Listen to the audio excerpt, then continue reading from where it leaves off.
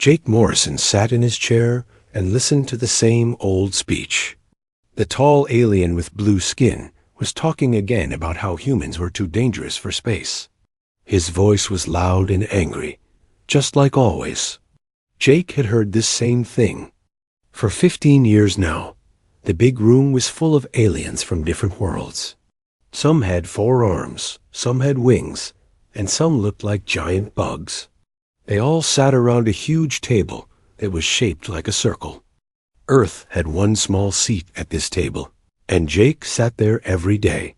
Lisa Hayes stood behind Jake wearing her green military uniform. She was a commander in the human Space Force. Lisa had fought in 3 different wars to help these same aliens, who now said humans were bad. She watched human soldiers die to protect alien worlds. But the aliens still treated humans like children who could not be trusted. The blue alien kept talking. Humans are too quick to fight. They cannot control themselves. We must stop them before they hurt someone. Jake looked around the room. None of the other aliens said anything to help humans. They just nodded their heads and agreed with the blue alien. This happened every single day. The blue alien's name was Veltar, and he came from a world called the Hegemony. Today he was talking about a new law called Resolution 847C. This law would stop humans from building new homes on other planets. It would trap all humans on just 12 worlds forever. We have counted the votes, Veltar said with a mean smile. This law will pass tomorrow. Humans will stay where they belong. Jake felt tired. For 15 years, he had come to this room. Every day, he had followed every rule they made. He had said sorry when other humans made mistakes. He had tried to make these aliens like humans. But nothing worked. The other aliens laughed when Veltar finished talking. They thought it was funny to trap humans on a few small worlds. Jake stood up slowly and walked out of the room. Lisa followed him out in the hallway. Jake stopped walking. The walls were covered with pictures of great moments in galactic history. There were no pictures of humans in any of them. It was like humans had never done anything good. But Jake knew the truth. He knew that human ships carried most of the cargo between different worlds. He knew that human doctors had saved millions of alien lives. He knew that human engineers had built the machines that kept alien cities running. He knew that human soldiers had stopped wars that would have killed billions. The aliens took all of this help but still treated humans like they were worthless. "Sir," Lisa said quietly, "what are we going to do?" Jake looked at her tired face. Lisa had lost many friends in the alien wars. She had seen human blood spilled to save alien lives. And for what? So aliens could make laws to keep humans locked up like prisoners. "We are going home," Jake said. That night, Jake sent a message to Earth. The message was short and simple. "Pack your bags. We are going home." The message went to every human colony, every human ship, and every human worker in alien space. Jake did not explain why. He did not give a long speech. He just told them to leave by morning. Something strange was happening all over the galaxy. Human workers did not come to their jobs. Human ships did not leave their docks. Human doctors did not show up at alien hospitals. Human engineers did not fix the broken machines at first. The aliens did not notice. They were too busy celebrating their new law. Veltar gave a big speech about how humans were finally under control. The other aliens clapped and cheered but slowly. Things started to go wrong. The big cargo ship that brought food to Nexus Prime did not arrive. The captain was human, and he had gone home. The alien ship that tried to replace him could only carry half as much food and broke down twice on the way. The power plant on level 7 started making strange noises. The human engineer, who usually fixed it, was gone. The alien engineers looked at the machines, but could not understand how they worked. The power started to flicker in the medical center, An alien patient needed a special operation. The human doctor who invented the procedure had left. The alien doctors tried to copy what the human had done, but they did not really understand it. The patient almost died. Jake packed his things slowly. His office had been his home for 15 years. He had pictures of his family on Earth and friends from different alien worlds. Some of those friends had tried to help humans in the council meetings, but there were not enough of them. Lisa came to his office with a report. "Sir, all human personnel have left the station. The transport ships are ready to go." Jake nodded. He took one last look around his office, then turned off the lights and locked the door as they walked to the transport bay. They passed groups of aliens who looked confused. The aliens were starting to realize that something was wrong, but they did not understand what. The human transport ships were big and strong. They had been built to carry heavy loads across long distances. As Jake's ship left Nexus Prime, he looked back at the station through a window. The station was huge, with thousands of lights and hundreds of docking bays. It was the center of galactic government, the most important place in known space. But Jake could already see that some of the lights were dimming. Some of the docking bays were empty because human cargo ships were not coming back. "Where to, sir?" the ship captain asked. "Earth," Jake said. "We are going home." The trip back to Earth took 2 weeks. During that time, Jake got reports from all over the galaxy. Humans were leaving everywhere. They left quietly, without making trouble or breaking things. They just packed up and went home.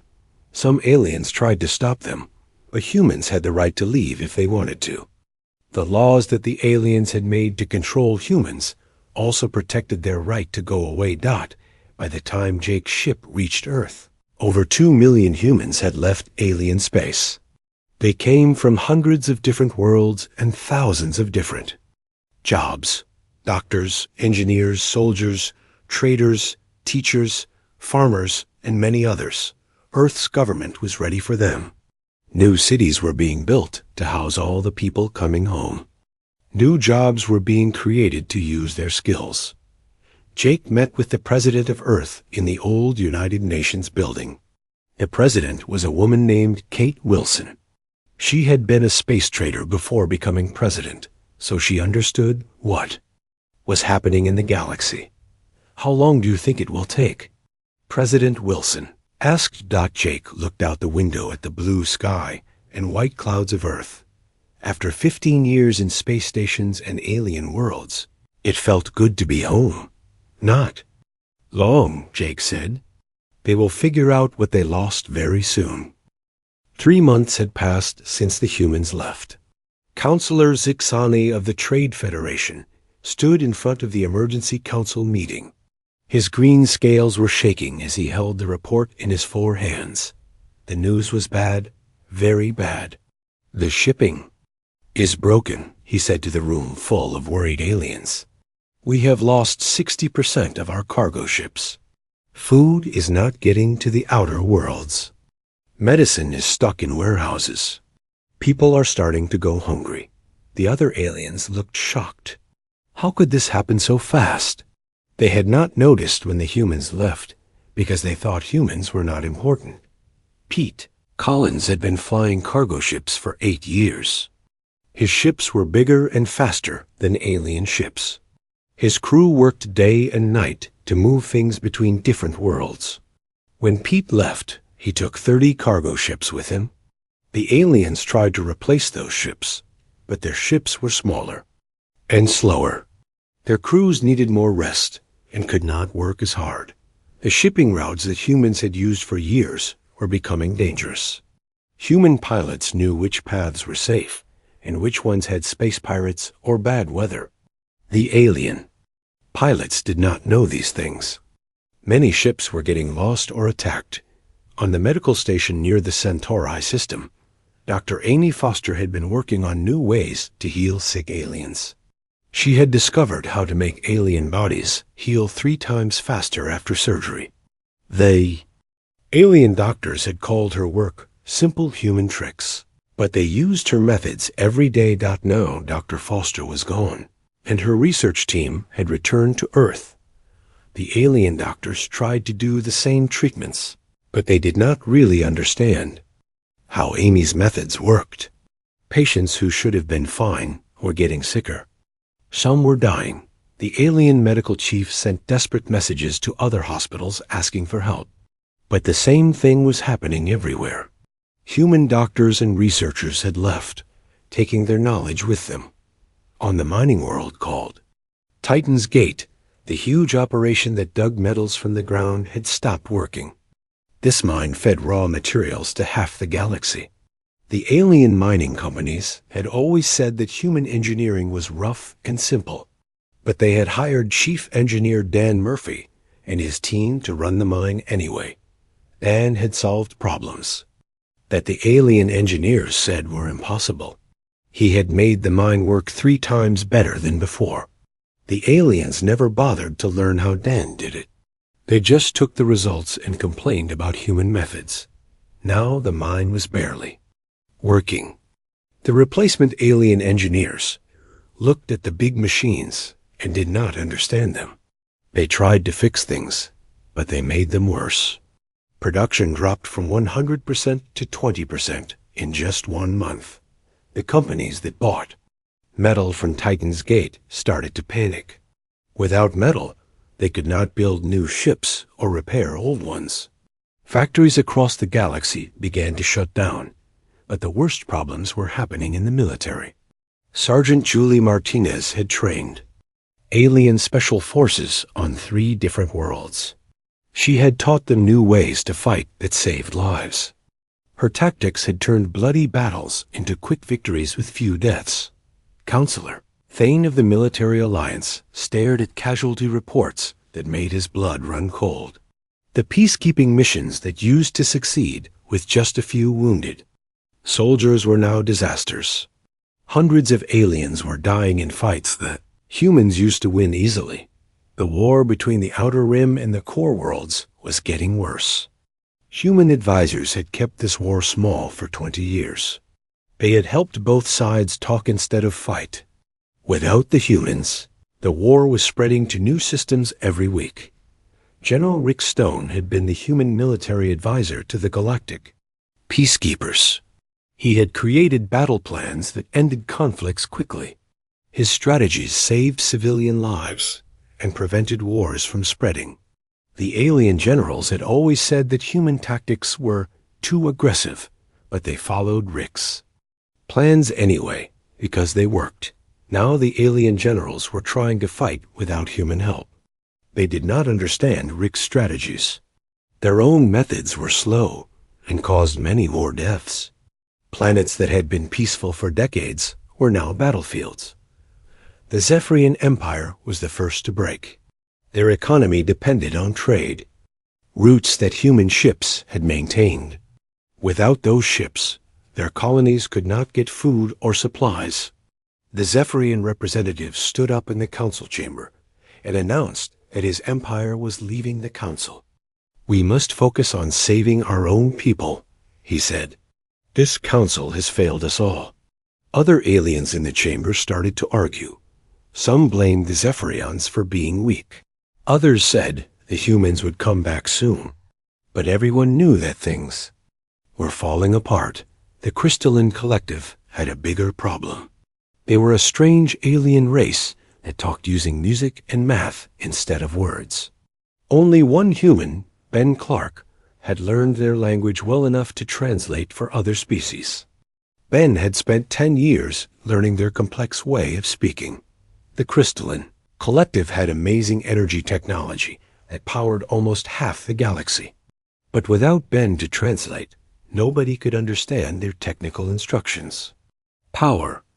Plants across the galaxy started to fail because maintenance crews could not read the crystalline manuals. Entire star systems lost power. Cities went dark. Hospitals lost electricity in the middle of operations. Space stations began to drift without power for their engines. Dr. Alex Chand had been running farming programs on 17 different worlds. He had taught aliens how to grow food in difficult environments. His techniques had turned desert planets into garden worlds that fed billions of people. Alex had tried to teach the alien farmers his methods, but they had not paid attention. They thought human farming was primitive and wasteful. They just wanted the results without learning the work. Now the crops were failing. Plants were dying because the alien farmers did not know how to care for them properly. Worlds that had been producing food for export were now importing food just to survive. Starvation was beginning to spread. The emergency council meeting lasted for 12 hours. One by one, alien representatives reported disasters from their home worlds. The economy was crashing. The military was failing. Technology was breaking down. People were dying. Veltar, the blue alien who had pushed for the law against humans, sat quietly in his chair. He had expected humans to come back begging to rejoin the council. Instead, he was getting reports that human colonies were doing fine without the galaxy. They had formed their own trade networks and defense agreements. How do we fix this? Asked the council president, an old alien with silver skin and 6 eyes. Nobody had an answer. They had built their civilization on human work, human knowledge, and human innovation. But they had treated humans like unwanted guests who should be grateful for a seat at the table. Now the table was crumbling, and the humans were gone. The council president called for a vote to send a message to Earth asking for negotiations. But half the council members had already left to deal with crisis on their home worlds. There were not enough aliens present to hold a legal vote. As the meeting ended, Councilor Zixani looked around the nearly empty chamber. Just 6 months ago, this room had been full of proud alien representatives eager to vote against human interests. Now it was a hollow shell, filled with desperate voices and empty chairs. The Galactic Council was dying, and everyone knew it. 6 months had passed since the humans left. Fleet Admiral Ron Baker sat in his command center on Luna Station, one of Earth's moon bases. Reports came in every day from across the galaxy, and each one was worse than the last. 3 major trade worlds had sent emergency calls asking for help. Their economies had completely collapsed without human cargo ships and trading expertise. 7 peacekeeping missions had been abandoned because too many alien soldiers were dying. The Council's attempt to stop the Void Plague outbreak had failed terribly without Dr. Foster's disease-fighting knowledge. President Kate Wilson received visitors every day now. They were not the proud alien ambassadors who used to look down on humans. These were desperate refugees and begging officials from worlds that were falling apart. The first group came from the mining guild. Their leader was a short, rock-like alien named Corex. His people had always been good at finding metals in the ground, but they had never been good at getting those metals out efficiently. "Please," Corex said to President Wilson, "our mines are producing almost nothing. Our people are starving because we cannot trade metal for food. We need human engineers to come back." President Wilson listened politely, but gave no promises. Earth was busy taking care of the millions of humans who had returned from alien space. New cities were being built. New jobs were being created. Earth did not need the galaxy anymore. The war between the hegemony and the outer Rim Confederacy had exploded into the biggest conflict in galactic history. For decades, human negotiators had kept this war as just angry words and small fights. Now it was a real war with millions of deaths. Captain Pete Collins, the former cargo ship captain, now worked for Earth's new trading company. He got reports from his old alien contacts about the war. Neither side could keep their fleets supplied without human cargo networks. Ships were running out of fuel and food in the middle of battles. Without human military advisors, both sides were using old-fashioned tactics that got many soldiers killed. Battles that humans could have ended in days or lasting for months. Entire star systems were being destroyed. The crystalline collective was facing the worst crisis of all. Their harmonic communication was so complex that only human interpreter Ben Clark had ever learned it completely. Without Ben, no other species could understand their energy technology instructions. Power grids across the galaxy were failing one by one. The aliens had become so dependent on crystalline energy that they had forgotten how to use other power sources. Cities went dark, hospitals shut down, space stations drifted dead in space. Ben Clark was now working on Earth, helping to build new power systems for the returning humans. He sometimes received desperate messages from alien worlds begging him to come back and fix their power plants. Ben deleted these messages without reading them completely. Dr. Amy Foster had set up a new research lab in Geneva. She was working on medical advances that would help humans explore new parts of space. Sometimes alien medical centers sent her messages describing patients who were dying from conditions that Amy could easily treat. She felt sorry for the patients, but she remembered how alien doctors had called her work primitive human guessing. The Trade Federation was completely broken. Counselor Zixani had been removed from his position after the shipping crisis destroyed his government. The new leaders were even more desperate. They offered huge payments to any human willing to come back and run cargo ships, but the humans were not interested. Earth's new trading networks connected all the human colonies directly. Human cargo ships moved goods between human worlds efficiently and safely. They did not need alien trade routes anymore. The agricultural disaster was getting worse every day. Dr. Alex Chon had been teaching sustainable farming to 17 worlds for 12 years. His methods had turned barren planets into food-producing gardens. Without Alex and his team, the alien farmers watched their crops die. Famine spread across multiple star systems. Billions of aliens faced starvation. Some worlds tried to buy food from Earth's agricultural colonies, but Earth was focused on feeding its own people first. Alex Chun now managed farms on 6 human colony worlds. His new techniques were even better than his old ones because he did not have to work around alien politics and regulations. Human farmers were eager to learn and quick to adapt his ideas. The council chambers on Nexus Prime were almost empty now. Half the member species had withdrawn from the council to focus on their own survival. The other half were too busy fighting wars or dealing with disasters to attend meetings. Veltar, the blue alien who had started this crisis with his anti-human law, sat alone in his office. Reports from his home world described economic collapse, power failures, and social unrest. His own government was blaming him for the disaster that had followed the human departure. The hegemony had lost 3 colony worlds to the war, and 2 more to internal rebellion. Without human peacekeepers to maintain order, their empire was falling apart. Veltar faced criminal charges for gross negligence in governmental policy. The irony was clear to everyone now. The aliens who had called humans unsuitably aggressive were now tearing each other apart in wars that human diplomacy had prevented. The species who had deemed human methods crude and inefficient were watching their civilizations crumble without human innovation. New reports came in daily about alien governments falling.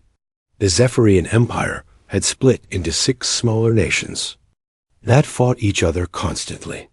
The Trade Federation had dissolved completely when their economy collapsed.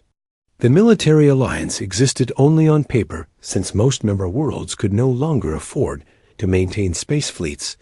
Admiral Ron Baker received intelligence reports about alien military movements. What he saw surprised him. Some alien fleets were not preparing for war. They were heading toward human space, but not as invaders. They were coming as refugees, hoping to find safety in human-controlled systems. The most shocking report came from the Outer Rim territories. 3 alien colonies had declared themselves independent and asked to join the Human Colonial Alliance.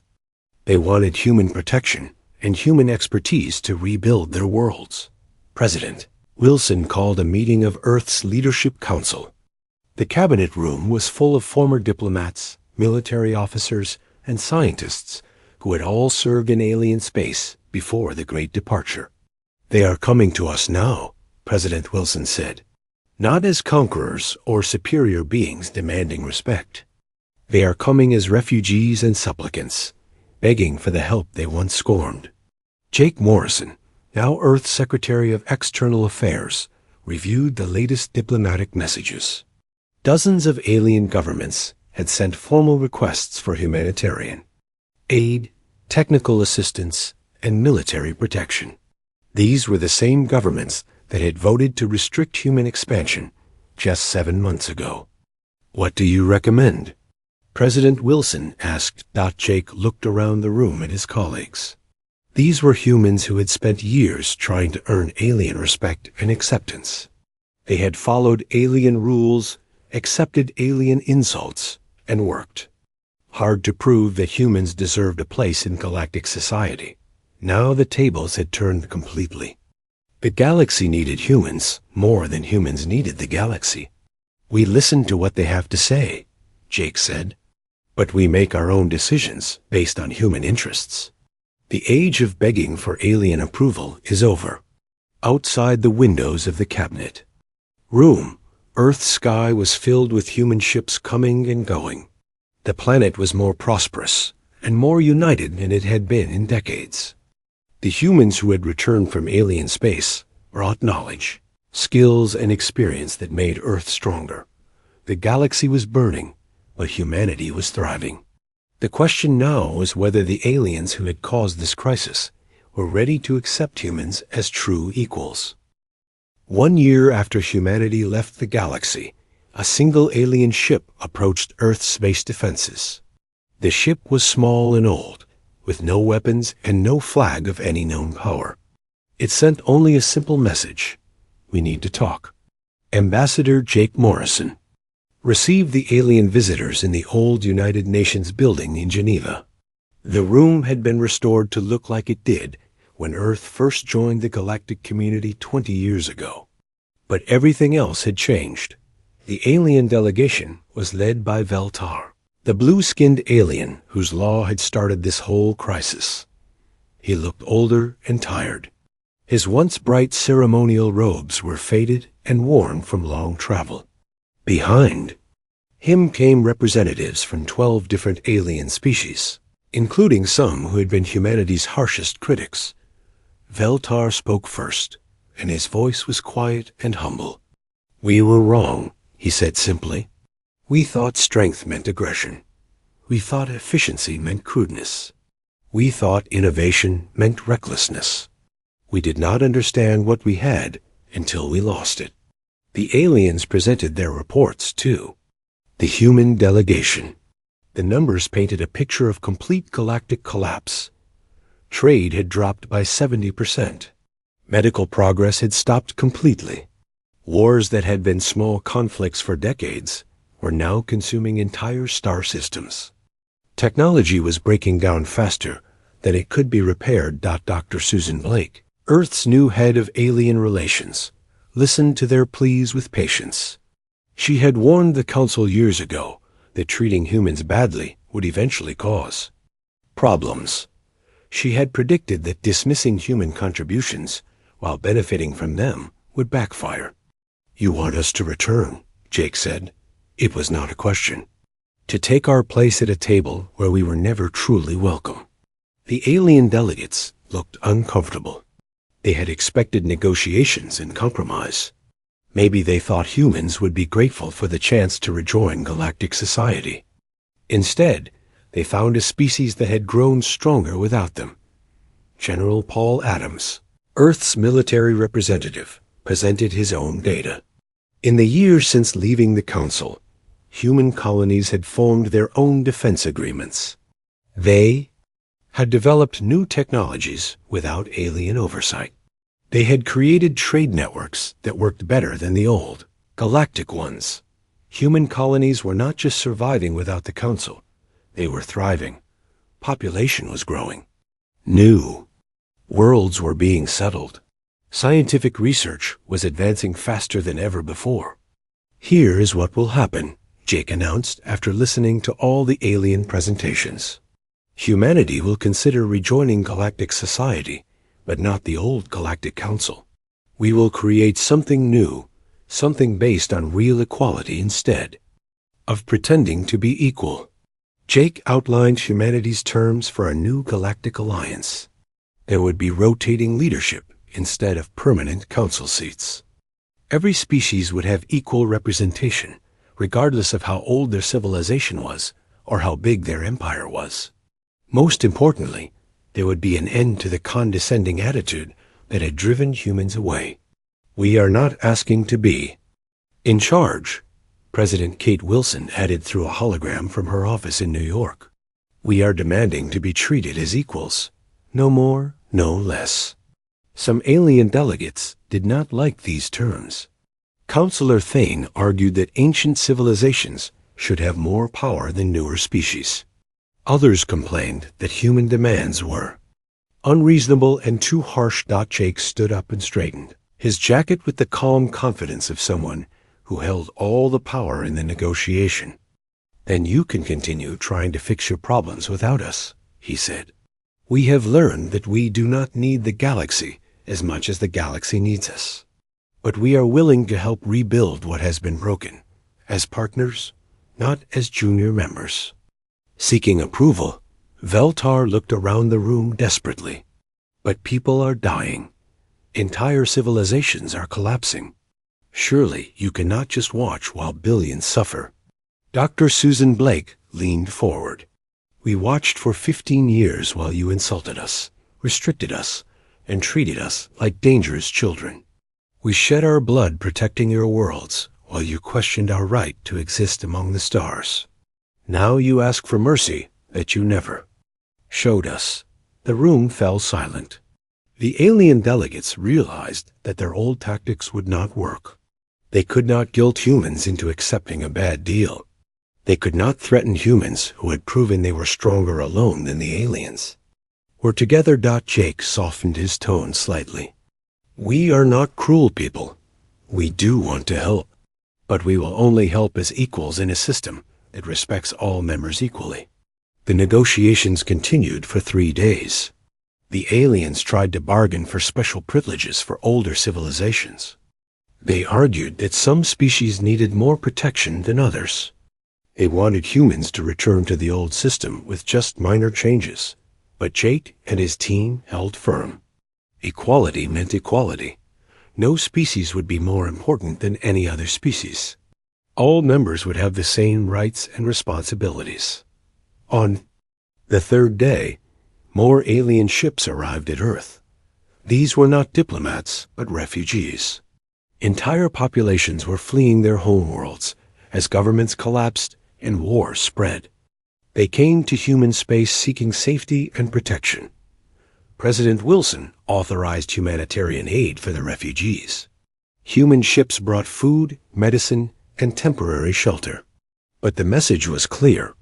Humans would help those in need, but only under human terms and human leadership.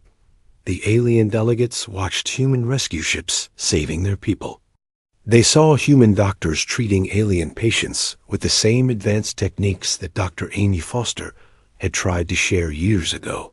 They observed human engineers quickly setting up power systems using technology that had developed beyond anything the galaxy had seen. Finally, Veltar broke. We accept your terms, he said quietly. We will dissolve the old council and create this new alliance under human leadership. But Jake shook his head. Not under human leadership, under shared leadership, with humans as equal partners. We do not want to rule the galaxy. We want to be part of it as equals. The framework for the new Galactic Alliance was signed 6 weeks later. The rotating leadership would change every 2 years. All major decisions required consensus from at least 70% of member species. No species could be restricted or controlled without their consent. Most importantly, the new alliance was built on cooperation rather than domination. Species would contribute their strengths and help cover each other's weaknesses. Humans would share their efficiency and innovation. Aliens would share their knowledge and resources. Dr. Amy Foster returned to galactic space as the new Alliance's chief medical officer. Her first act was to establish medical training programs that would teach all species the techniques she had developed.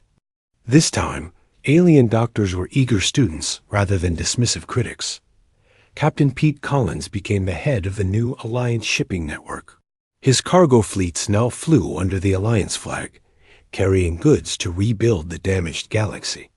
The shipping routes were safer and more efficient than ever before. Ben Clark took charge of interspecies communication for the Alliance. His deep understanding of different alien languages helped create better translation systems. Species that had barely been able to talk to each other could now share complex ideas easily. Jake Morrison became the first human to hold the rotating leadership position in the new Alliance. As he sat in the redesigned council chambers, he looked around at the representatives from dozens of species, all seated at the same level with equal voices. Dr. Susan Blake approached him after the first official Alliance meeting. "Think it will work this time?" Jake looked out through the large windows at the space around the new Alliance headquarters. Human ships worked alongside alien vessels in perfect coordination.